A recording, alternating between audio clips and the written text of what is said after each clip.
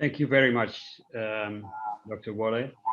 And thank you all the previous speakers, especially Dr. Yemi, to put this project in the context of the agriculture in Africa, and to Marta to put this project in the context of the EU-African Union cooperation.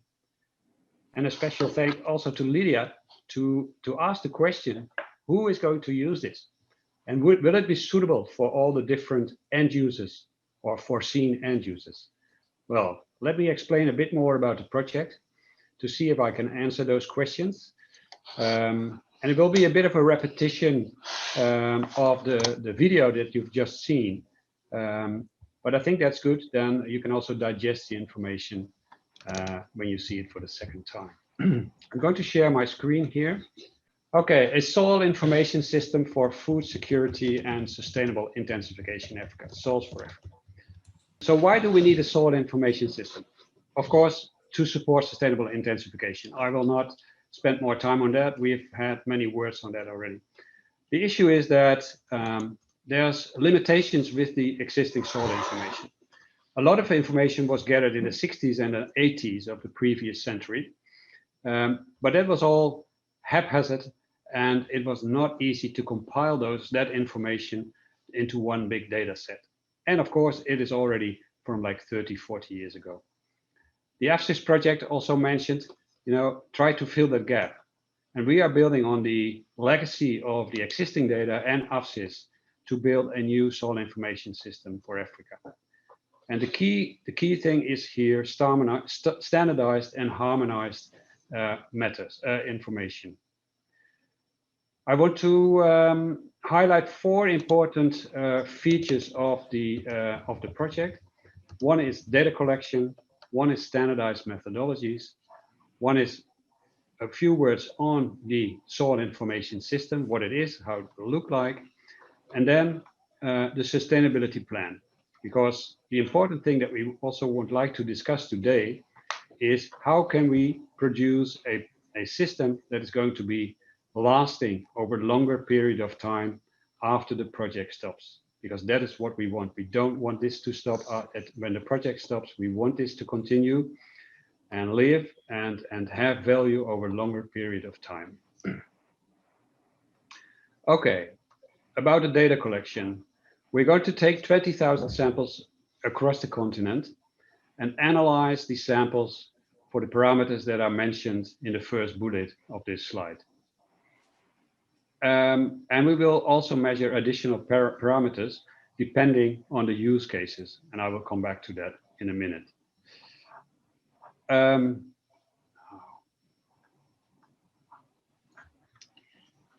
In addition, all top samples will be analyzed for heavy metals. So we will also have an idea of the pollution of the soil with heavy metals. A very small part of the 20,000 samples, only 300, will be analyzed on pesticide residues to get an idea of the potential pollution of the soils with pesticides. And then we will take on each location where we can, we will take also subsoil samples, because we all know that the subsoil is equally important for crop production as the topsoil, because it also regulates water and nutrients uptake from deeper layers.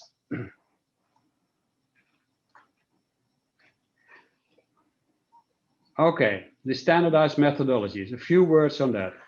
The lack of standardized methodologies for soil sample collection is a shortcoming of current soil data and information systems. If we use standardized methodologies, we can ensure that data collection over the entire continent or the data that are sampled across the entire continent are comparable and interoperable. And that is what we want. And we really hope, and we would also recommend at the end of the project, that future soil monitoring in Africa would use the same standardized methodologies, because only then we can compare the data that we analyze in Soils4Africa with the future monitoring campaigns. And then we can get a handle on soil organic carbon chains, etc. So we hope that this project will set a standard for soil monitoring in Africa. So for those who are less, informed and involved in system development and soil information systems, it will be an online database with an underlying IT infrastructure and a web portal to make sure that all these data are available to everybody who has a computer and an internet connection. An additional thing is that it is important because if you want to manage the landscape, if you want to improve agricultural production, you don't need only soil. We are soil people, so we continuously say that soil is important. But of course, other aspects of the landscape are equally important. The climate, the crops, the landscape. So we will do an extra effort to connect the soil information that we produce in Soils4Africa to the other types of Earth observation information available in order to allow the user to make analysis combining the different types of data sets. We will also document the methodology in great detail, the methodology that we use in this project. So we hope that then the methodology that we have designed will be used in future monitoring exercises. And of course, there will be an easy upload facility so that when future monitoring exercises have been done, the data can be easily added to the information system. And future monitoring doesn't necessarily need to take place on the entire continent, because we understand that this is a very lucky situation where we have the funds to do a Pan-African monitoring. But in most of the cases, there will be more interest to do a national or a subnational monitoring exercise. And of course, that is also possible. And also those data can be added to this system to complement it and to make further analysis in the future. The sustainability plan. We are working towards a situation where the soil information system will be hosted in Africa by an African institution. We didn't decide yet which institution that will be. We will decide on the fly while we are working. But we think it is really appropriate if this product eventually is hosted within Africa. Then the SIS is also going to be part of the FNSSA Knowledge and Information Platform. And this for me is also an interesting discussion that we could have, because we don't have a very clear view on what this FNSSA Knowledge and Information Platform will look like and how we can connect to it. So maybe this could be part of the discussion that we are going to have later in the day. User-driven approach. Lydia already said, well, are we really addressing the needs of the stakeholders? That's what we absolutely try to do. We don't want to build an information system that doesn't live up to the expectations of the end users. We have already consulted a great amount of potential users with the great help of FARA. And we have designed use cases, and based on those use cases, we have designed our soil information system. I have a few slides on this later in my presentation. Of course, capacity building is important, especially to maintain, use, and extend the soil information system.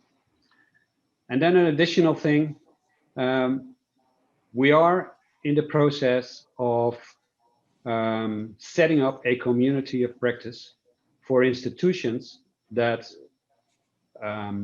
deliver soil information to the end user in Africa. And if we have such a community of practice that allows for formal training and peer-to-peer learning, the soil information system that we develop here could be extremely instrumental. So those two things can go hand in hand.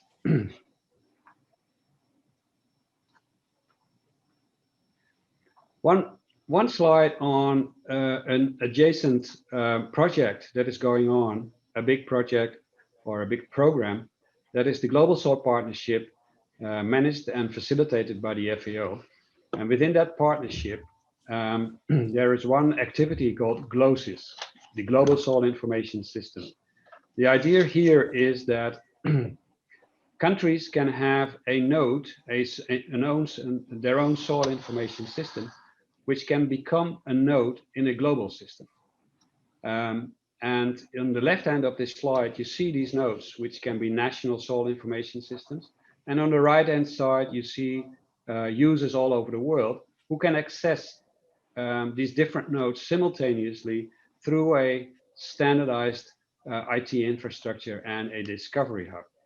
So this is the idea of building in the long run, a global soil information system. And this system that we are going to develop in Soils4Africa could well be a node in this global soil information system. And that's why we also have the GSP in the board of this project. These are the partners in our project. I'm not going to mention all of them. In order to carry out the field work, we are working with hubs. We have 5 hubs in Africa, and each hub has a hub coordinator. And this coordinator will then liaise with the coordinators of the individual countries within the hub. So what did we do so far in the first year of the project? Because we actually yesterday or the day before yesterday, we entered into our second year. And I will lead you through a couple of products that we already made. First of all, we have produced a map of agricultural land in Africa, because it needs to be stressed that we are going to sample the agricultural land in Africa, including pasture. So therefore, we needed to know where these agricultural lands are and where these pastures are. That has been our first exercise. That map is available through our website, the Soils4Africa website. Secondly, we have done this user inventory.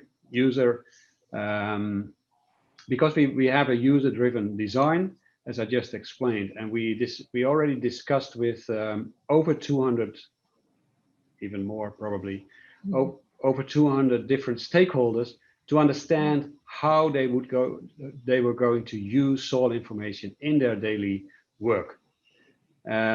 Because if we know the use cases, we can decide on the actual parameters that we need to measure in the field. And there were actually identified 3 main user groups. One on governance, land use planning, policy development, climate change negotiation. These people need soil information to do their work. Knowledge generation, everybody who's doing research, who is developing sustainable intensification practices, extension workers, technology transfer, they need soil information. More on the operational side, on the right-hand side of this slide, farmers production, soil fertility management, but also those who provide and develop fertilizers for the agricultural sector.